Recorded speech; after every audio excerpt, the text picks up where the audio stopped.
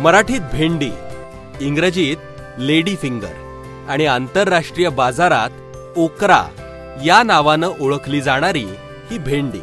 भेंडी फ्राय किंवा भेंडी मसाला म्हणून कधीतरी सण समारंभात ताटात आली तर तिला जरा तरी प्रतिष्ठा मिळते.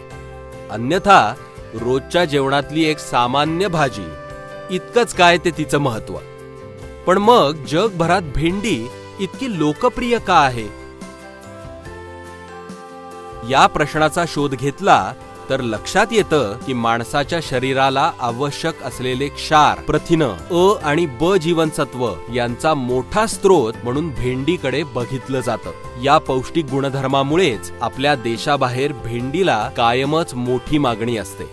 असं असतानाही आपल्या देशात उत्तर प्रदेश, पश्चिम बंगाल आणि आंध्र प्रदेशात काही प्रमाणात भेंडीचं उत्पादन घेतलं जातं. तुलनेत आपला महाराष्ट्र मात्र अजून बराच मागे आहे. हवामान अनुकूल असूनही भारतातील एकूण भेंडी उत्पादनापैकी फक्त 4% उत्पादनच महाराष्ट्रात होतं. आणि याचं महत्त्वाचं कारण म्हणजे भेंडीच्या मागणीबद्दलची अपुरी माहिती. माहितीचा हा अभाव दूर व्हावा, शेतकऱ्यानं उत्तम दर्जाची भेंडी पिकवावी आणि ती मार्केटपर्यंत पोहोचवून नफा कमवावा, यासाठी महाराष्ट्र शासन प्रयत्नशील आहे.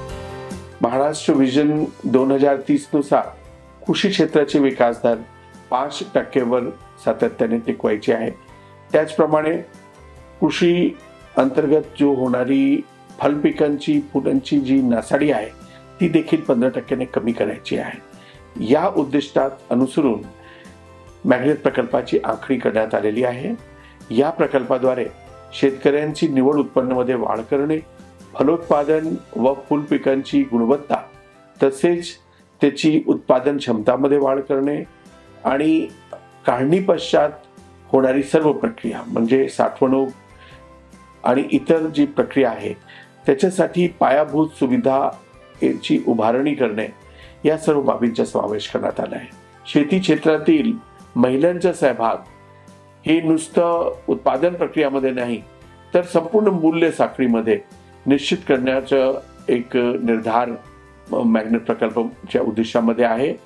महिलामार्फत संचालित शेतकरी उत्पादक संस्था आणि महिला मूल्य साखळी गुंतवणूकदार यांना क्षमता विकास तसेच पायाभूत जी सुविधा आहे त्यांच्या विकासमध्ये त्यांचा सहभाग या प्रकल्पामध्ये निश्चितच खूप लक्षणीय राहणार आहे. काढणी पश्चात हाताळणी संदर्भात अद्ययावत तंत्रज्ञान ह्याच्याशी शेतकऱ्यांना अवगत करणे ही आपले आजच्या काळाची मोठी गरज आहे. त्यामुळं या फिल्मच्या माध्यमातून राज्यातील शेतकरी उत्पादक संस्था, मूल्य साखळी गुंतवणूकदार व इतर संबंधित घटक यांनी या प्रकल्पामध्ये स्वतःस्फूर्त पद्धतीने मोठा सहभाग घ्यावा असं आवाहन मी करत आहे. आशिया विकास बँकेच्या पुढाकारानं महाराष्ट्र कृषी पणन मंडळ भेंडी उत्पादनाला चालना देण्यासाठी विशेष जनजागृती देखील करीत आहे. थोडक्यात काय तर चांगल्या दर्जाची भेंडी पिकवायची आणि ती जशीच्या तशी ग्राहकांपर्यंत पोहोचवायची, हा फायद्यात शेती करण्याचा गुरुमंत्र आहे. पण त्यासाठी मुळात चांगला दर्जा म्हणजे नेमकं काय हे आधी आपण समजून घेतलं पाहिजे. भेंडीचा दर्जा कसा ठरवावा? भाजी घेणारं ग्राहक आधी भेंडी बोटानं मोडतं आणि ती कडक तर नाहीये ना हे तपासून बघतं. त्यावेळी ग्राहक प्रामुख्यानं भेंडीचा मऊपणा तपासून बघत असतं आणि हाच चांगली भेंडी ओळखायचा पहिला निकष होय. त्याचप्रमाणे उजळ हिरव्या रंगावरून पण क्वालिटी ठरवता येते.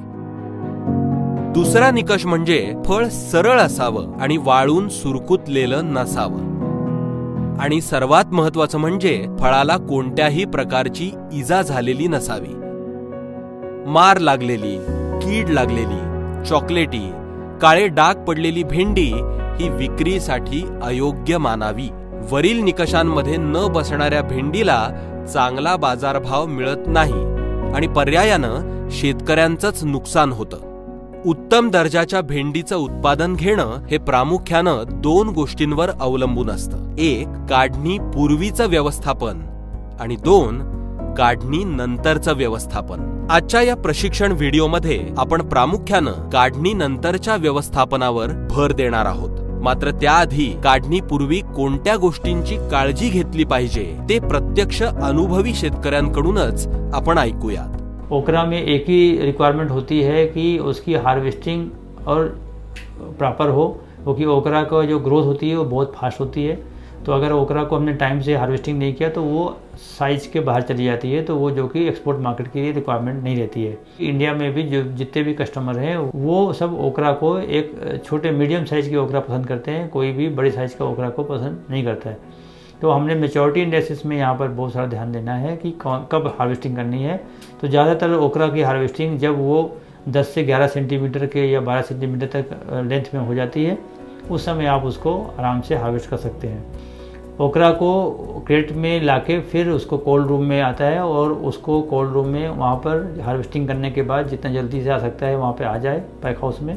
वहाँ पर उसको एक 8 से 10 डिग्री के टेम्परेचर में उसको प्री कूलिंग करते हैं. प्री कूलिंग करने के बाद उसको हम लोग उसी टेम्परेचर में स्टोर करते हैं 10 डिग्री के आसपास, और फिर कोल्ड चेन से उसको हम लोग एयरपोर्ट भेज के उसको एक्सपोर्ट करते हैं. कारभारणीच्या सुंदर बोटांची घ्यावी तशी काळजी घेत आपला शेतकरी भेंडी पिकवतो खरा, पण तेवढ्यावरच आपली जबाबदारी संपली असा समज करून घेऊन तो निवांत होतो. पण थोडी अधिक मेहनत करत जास्त फायदा कमावण्याची हीच तर ती वेळ असते. शेतात पिकवलेली उत्तम दर्जाची भेंडी जशीच्या तशी ग्राहकांपर्यंत पोहोचवण्याच्या दृष्टीनं नियोजन करणं शेतकऱ्यांनी शिकून घेतलं पाहिजे. भेंडीचं काढणी नंतरचं व्यवस्थापन. भेंडीचा तोडा करण्याची योग्य वेळ ओळखणं. भेंडीची योग्य पद्धतीनं काढणी करणं.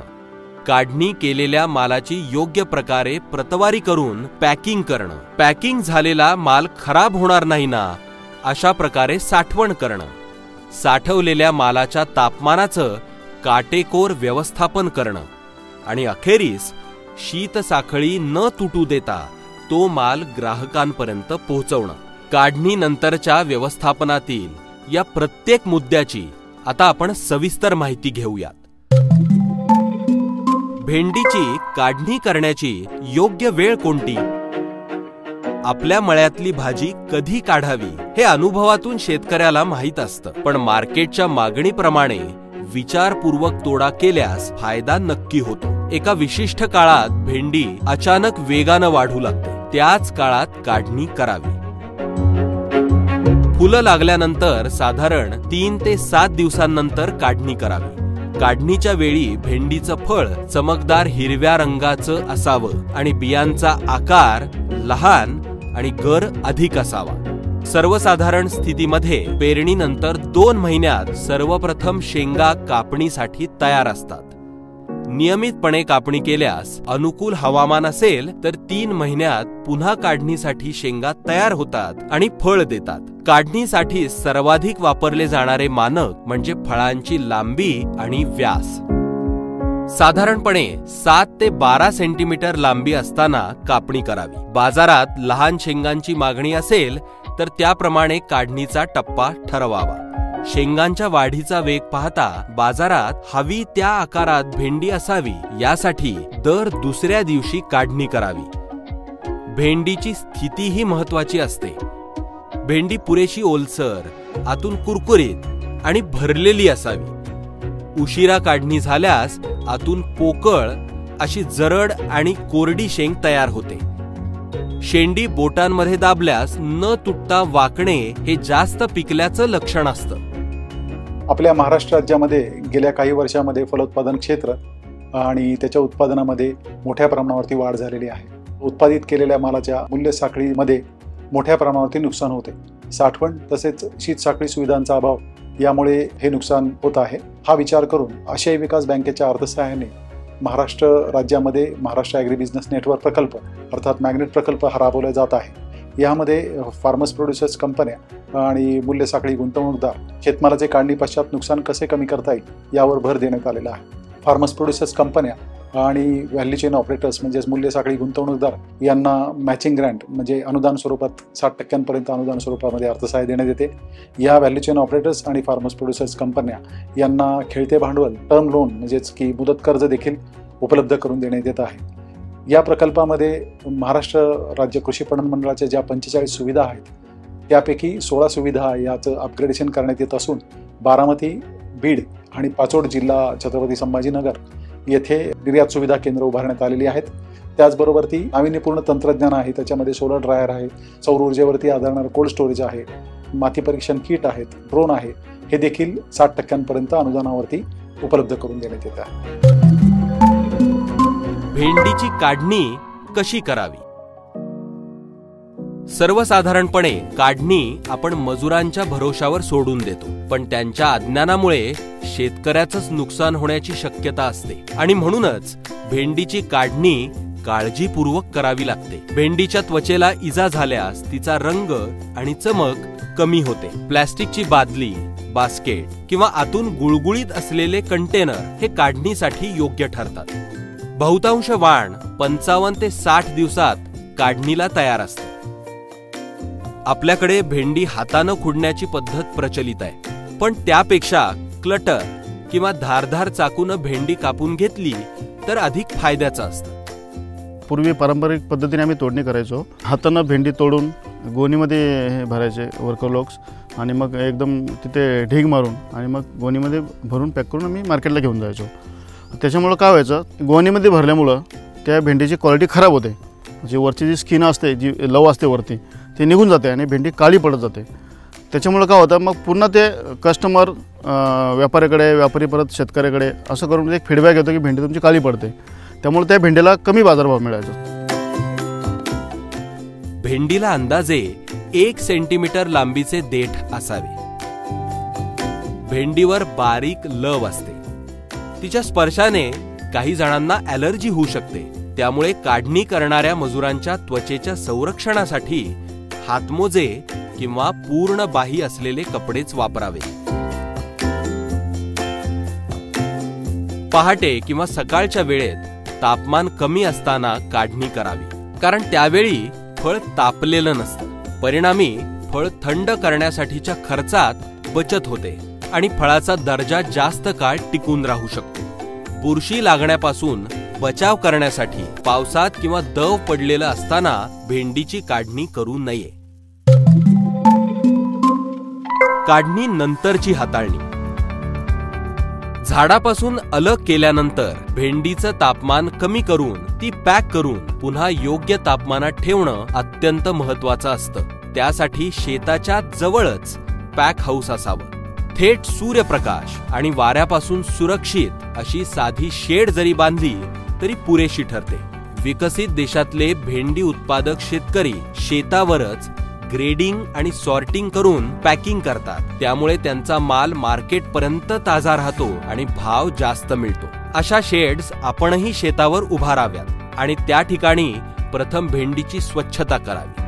काढणी दरम्यान चुकून आलेली जास्तीची पानं आणि इतर अनावश्यक भाग किंवा तुटलेल्या शेंगाही वेगळ्या कराव्यात। निवडण्याच्या या कामासाठी जमिनीवर बसण्यापेक्षा टेबल वापरावं, ज्यामुळे भेंडी स्वच्छ राहते आणि कामगारांना पाठीचा त्रास पण होत नाही। स्वच्छतेच्या या प्रक्रियेत भेंडी चुकूनही धुवू नये, कारण ओलसर फळाला कापणीनंतर रोग आणि कीड लागण्याची शक्यता वाढते। अशा प्रकारे स्वच्छ झालेल्या भेंडीची आकाराप्रमाणे प्रतवारी करून घ्यावी। भेंडीची प्रतवारी आणि वर्गीकरण। खरं तर काढणी करणाऱ्या मजुरांना प्रशिक्षण देऊन त्यांना काढणी करतानाच आकाराप्रमाणे वर्गीकरण करत काढणी करायला सांगावे, त्यामुळे पॅकिंग सेंटर मधील काम सोपे होते। मार लागून खराब न झालेल्या, कीड न लागलेल्या भेंडी त्यांच्या आकाराप्रमाणे वेगळ्या कराव्यात। मोठ्या प्रमाणात भेंडी उत्पादन करणाऱ्या देशांचे आकाराचे स्वतःचे असे मानक ठरलेले असतात, परंतु आंतरराष्ट्रीय मार्केटमध्ये सर्वसाधारणपणे अमेरिकन मानकं वापरली जातात, ज्यामध्ये फॅन्सी, चॉईस आणि जम्बो असे 3 वर्ग करण्यात आले आहेत. फॅन्सी वर्गातील भेंडीची लांबी साधारण 9 सेंटीमीटर असते. चॉईस वर्गात 9 ते 11.5 सेंटीमीटर तर जम्बो वर्गातील भेंडी 11.5 सेंटीमीटर पेक्षा लांब असाव्यात. बाजारपेठेनुसार भेंडी विविध आकाराच्या कंटेनरमध्ये पॅक केली जाते. स्थानिक बाजारात सामान्यतः पोत्यात किंवा प्लास्टिकच्या मोठ्या पिशवीत माल पाठवला जातो, पण अशा प्रकारे पॅक केलेली भेंडी वाहतुकी दरम्यान खराब होण्याची शक्यता जास्त असते. आता ह्या लॉकडाऊनच्या काळामध्ये काय झालं, सुरक्षितेला खूप महत्त्व आलं. समजा आपण टोपला घेऊन बसलो तर बरेचसे लोक येणार, टोपल्यामध्ये हात घालणार, त्यामुळे त्याच्यामध्ये सुरक्षितता नव्हती राहिली. पॅकिंग केल्यामुळे काय झालं की एकतर फक्त शेतकरी सोडून दुसरा कोणाचा हात त्या मालाला लागत नाही आणि डायरेक्ट त्याच्या किचनमध्ये जाऊन गृहिणी जेव्हा खोलते तेव्हाच तो माल ओपन होतो. त्यामुळं ती एक सुरक्षितता आली कोरोनाच्या काळामध्ये सुद्धा. त्यामुळे पॅकिंगचं आणि ग्रेडिंगचं एक खूप महत्त्व आहे त्याच्यामध्ये. दूरच्या मार्केटसाठी आणि विशेषतः निर्यातीसाठी साधारणपणे फायबर बोर्डचे बॉक्स वापरले जावे. बॉक्स हवेशीर आणि मजबूत असावे. एकावर एक रचना केल्यानंतर कोसळता कामा नयेत. शक्यतो पॅकिंगसाठी 1 पीस सेल्फ लॉकिंग कार्टन किंवा 2 पीस टेलिस्कोपिक कार्टन वापरतात. आठवडी बाजाराला जेव्हा भेंडी भरायची जायची माल गोणेमध्ये, तेव्हा आम्हाला तिथे किलोला सरासरी 10 रुपये ते 12 रुपये रेट भेटायचे. त्याच्यानंतर आम्ही पुढच्या मार्केटला माल जेव्हा कॅरेटमध्ये घेऊन जायला लागलो तेव्हा आम्हाला 20 रुपये रेट भेटायला लागले. आणि त्याच्यानंतर नवी मुंबईला ज्यावेळेस बॉक्स पॅकिंगमध्ये पाठवायला लागलो त्यावेळेस आम्हाला कमीत कमी 40 रुपयेपर्यंत रेट भेटत होते. बॅगमध्ये माल पाठवतो आम्ही, त्याच्यापेक्षा आता 3 पटीने जास्त भाव बॉक्स पॅकिंगमध्ये भेटत आहे.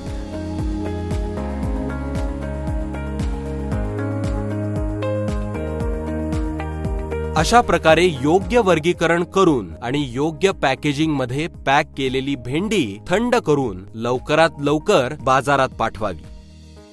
तुमचा जो माल असतो त्याला तुम्ही जर नीट प्रकारे प्री-कूलिंग केलं, म्हणजे ऑफकोर्स प्रत्येक प्रॉडक्टला वेगळ्या वेगळ्या टेम्परेचर असतो, त्याचा स्पेसिफिक पॉईंट वेगळा असतो, पण त्यासाठी जर तुम्ही त्याला नीट प्रकारे प्री-कूलिंग केलं तर तुम्हाला त्या मालाची आयुष्य किंवा त्या मालाचं इफेक्टिव्ह लाईफ जेव्हा तुम्ही त्याला विकू शकता ते तुम्हाला वाढवून मिळू शकतं. 3-4 दिवस फार तर फार लाईफ मिळू शकतं, त्याच्यापेक्षा जास्त मिळत नाही. पण तुम्ही तेच जर प्री-कूलिंग करून थोडे दिवस ठेवलं तर तुम्हाला 7 ते 10 दिवसपर्यंत लाईफ मिळू शकतं. ही गोष्ट तुम्हाला महत्त्वाची अशी आहे कारण त्यामध्ये तुम्हाला दूरच्या मार्केटला पोचता येतं. म्हणजे आज तुम्हाला जर 2 दिवसाच्या जवळपास जाता येत असेल तर तुम्हाला 4 दिवस ट्रान्सपोर्ट करूनही आज त्याच्या पुढे जाता येईल, लांब जाता येईल, तुम्हाला त्याची कॉस्ट, तुम्हाला त्याचे पैसे जास्त मिळतील. सो प्री-कूलिंग करणं हे अतिशय महत्त्वाचं आहे. प्रॉडक्टला प्री-कूलिंग, प्रॉपर प्रोसेसिंग, पॅकेजिंग आणि प्री-कूलिंग आणि मग त्यानंतर कोल्ड स्टोरेज आणि मग कोल्डमध्येच प्रेफरेबली त्याला डिस्पॅच करणं, हा सगळा प्रोसेस जर तुम्ही नीट केला तर तुम्हाला डेफिनेटली जास्ती चांगला आउटपुट मिळेल, तुमच्याच प्रॉडक्टला रेट चांगला मिळेल आणि मार्केट्स जास्ती चांगले मिळतील. भेंडीचे तापमान व्यवस्थापन. भेंडी नाशवंत भाजी आहे. त्याचे काढणीनंतरचे आयुष्यमान कमी असते. कापणी आणि पॅकिंग नंतर लवकर थंड न केल्यास भेंडीचा दर्जा वेगानं खालावतो. तापमान वाढल्यास गुणवत्ता अधिक ढासळते. त्यामुळे शेंगा काळ्या पडण्याची शक्यता असते. हवा खेळती नसल्यामुळे कंटेनरमध्ये पॅकिंग करून थंड न केल्यास लवकर खराब होण्याची शक्यताही असते. त्यामुळे कमी कालावधीसाठी भेंडी साठवली जाते. त्वरित विक्री करायची नसेल तर कापणीनंतर काही तासात शेंगा थंड कराव्या.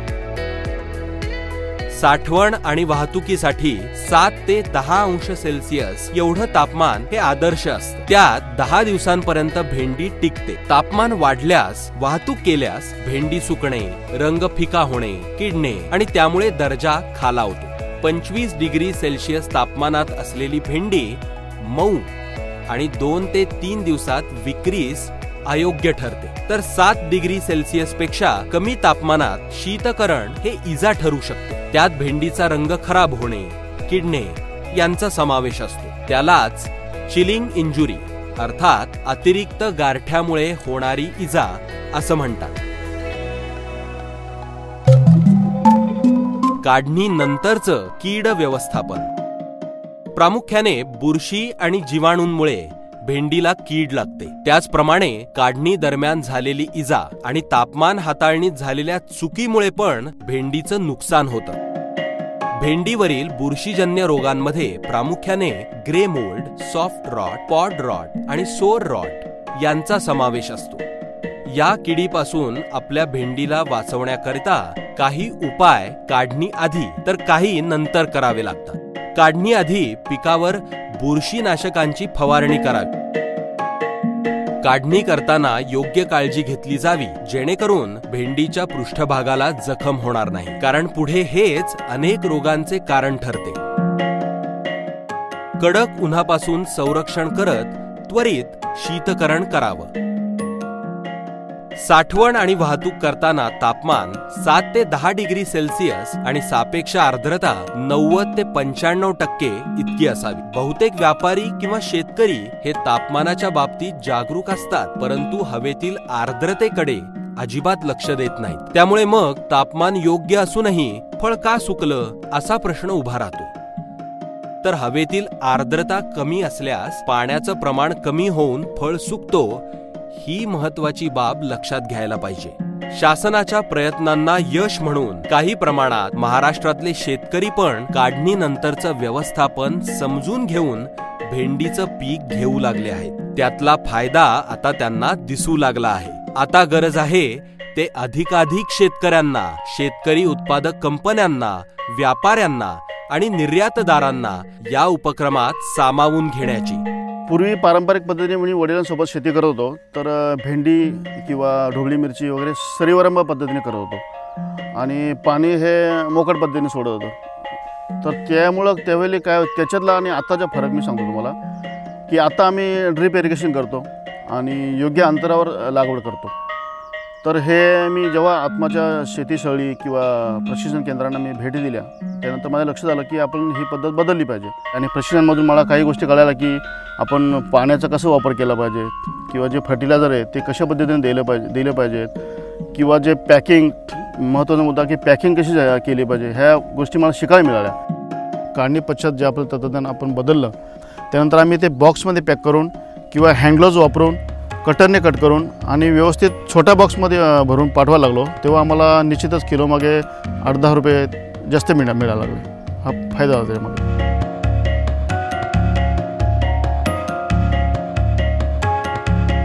फलोत्पादन क्षेत्रात काम करणाऱ्या शेतकऱ्यांनी एकत्र येऊन विविध शेतकरी उत्पादक कंपन्या तसेच सहकारी संस्था स्थापन केलेल्या आहेत. आणि या कंपन्या आणि सहकारी संस्थांमार्फत सभासद शेतकऱ्यांच्या उत्पादित शेतमालाला योग्य बाजारपेठ मिळावी यासाठी या शेतकरी उत्पादक कंपन्या कार्यशील आहेत.